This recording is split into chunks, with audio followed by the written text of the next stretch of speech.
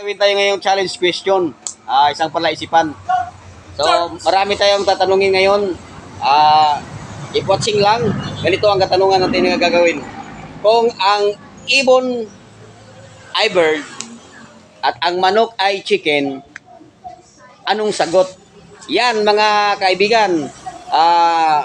Kung alam nyo ang kasagutan, just comment below at keep watching lang muna, panoorin niyo muna ang ating mga tinatanong na mga tao kung ano ang sagot. Nakakatuwa ang mga sagot nila. Keep watching. May tanong ako kanina, ay pagpatuloy ko lang. Sabi ko, brother, sa tanong ko, kung ang ibon ay bird at ang manok ay chicken, anong sagot? Tugo. Taga. Ikaw, Lods. Lods. May tanong ako, Lods. Kung ang manok ay chicken at ang ibon ay bird, anong sagot?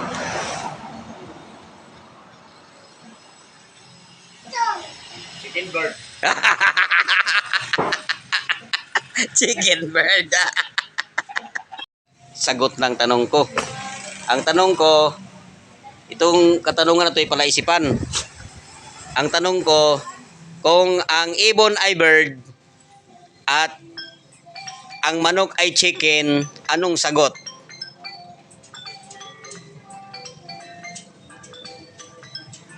Yan, inom ka muna.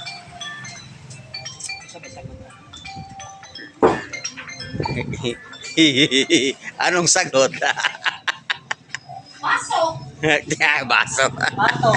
Ha? Pato. Sige, pato. ang tanong ko, kung ang ibon ay bird at ang manok ay chicken, anong sagot? Chicken bird. Sige, mali ang tanong, mali ang sagot.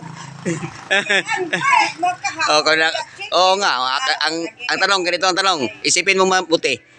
Ang tanong, kung ang ibon ay bird at ang manok ay chicken, anong sagot?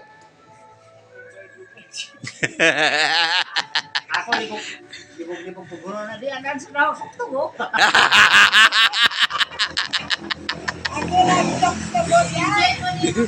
Chicken bird.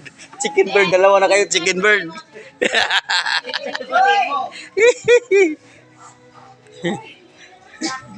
Sige.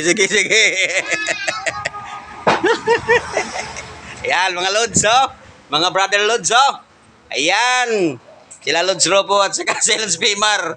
Chokes to go ang kanyang sagot. At ito naman si Lods Ropo. Chicken bird. Katulad ni Skylab. Chicken bird din. Sige.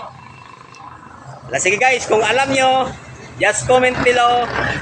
At baka kayo na ang mananalo ng 50 kuskus.